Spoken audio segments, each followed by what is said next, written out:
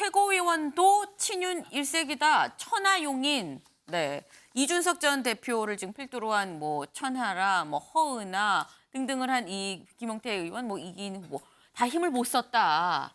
지금 보면 김재원, 김병민, 조수진, 태영호 전부 친윤이다. 친이준석계는 당선자를 한 명도 못 냈다라는 지금 기사가 있습니다.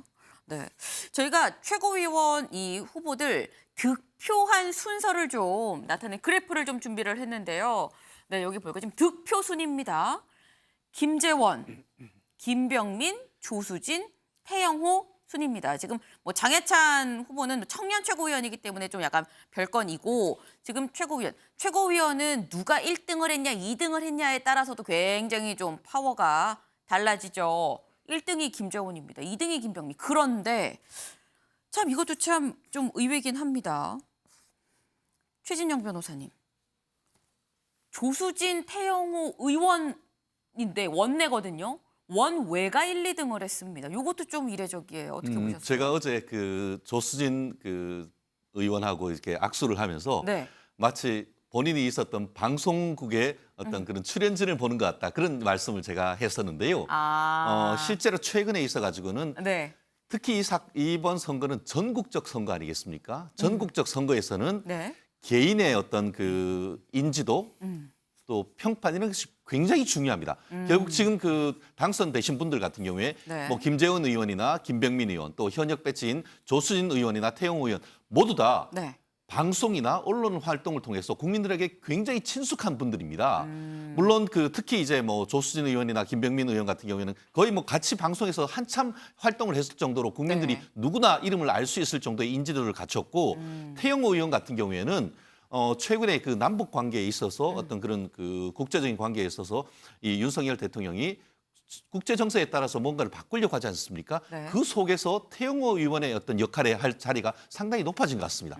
그러다 보니까 국민들은 어떻게 보면은 본인이 그 얘기했는데 저도 굉장히 인상적이었는데 네. 7년 전에 태영호 의원 본인이 왔을 때 대한민국에서 아는 사람이 한 명도 없었다는 거예요. 그런데 7년 만에 이렇게 그 국민들이 뽑아준 거에 대해서 감사하다라고 했는데 말씀드린 것처럼 언론을 통해서 네. 여러모로 이제 알려진 분들이 선거에서는 굉장히 유리한 결과가 나타났다는 것이 이번 선거 결과에 있어서는 그렇고 앞으로도 비슷한 일들이 많아질 것이 아닌가 저는 예측을 합니다.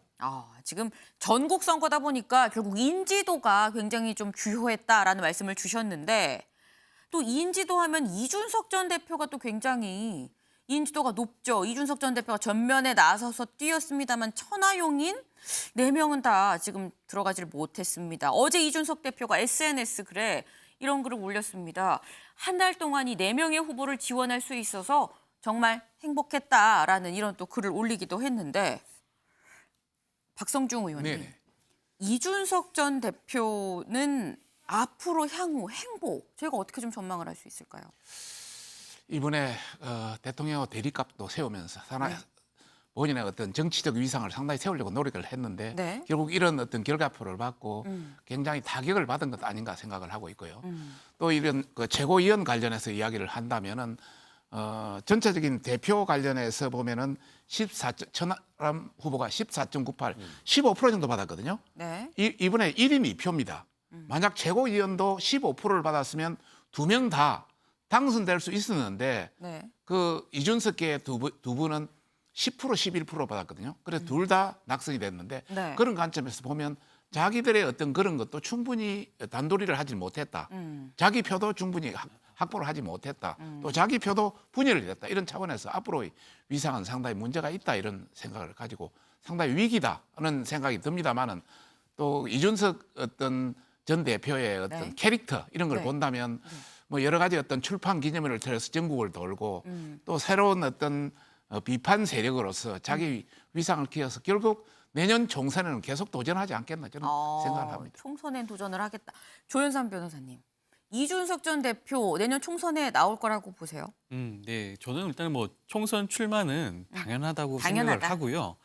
이준석 전 대표가 이번 그 전대 결과에서 심각한 정치적 타격을 입은 거는 저는 맞다라고 봅니다. 지금 이준석 대표 같은 경우에는 자기가 아마 이 정도까지 당내에서 지지 기반이 무너졌다라고 생각하진 못했을 것 같아요. 한 명의 최고위원도 결과적으로는 당선을 시키지 못했기 때문에 네. 아마 그 본인의 그 위상이 낮아진 부분에 대해서 아마 심각하게 고민을 할 것 같고 저는 어떻게 보면 약간 전략적인 좀 미스가 있지 않았나 싶긴 한데 네. 최고위원 후보로 지금 2명의 후보가 나오지 않았습니까? 네. 저는 차라리 한 명의 후보로 확실하게 한 명을 밀어서 최고위원을 당선시키겠다라는 전략으로 갔으면 어떻게 보면 본인의 정치적 위상과 함께 그 최고위원이 되시는 분의 정치적 위상도 함께 올라갔을 텐데 그 부분은 조금 아쉽다고 생각이 들고요. 그리고 이준석 전 대표의 특징 중에 하나가 네. 본인만의 그런 정치적인 트렌드를 새롭게 만들어가는 그런 네. 모습이 있습니다. 그렇기 때문에 물론 지금 선거에서는 결과가 좋지 않았지만 다시 한번 그런 정치적인 트렌드를 만들지 않을까 싶습니다. 정치적인 타격을 입은 거는 확실하지만 또 다른 정치적 트렌드를 만들어가지 않겠느냐라는 말씀을 주셨는데 저희 다음 조선일보 기사 같이 좀 볼까요? 네, 윤심 못 넘었지만 일단 만만치 않은 비주류가 47%다. 일단 비주류가 47%다라는 게 좀 이번 전대를 통해서 확인이 된 거 아니겠느냐라는 좀 기사입니다.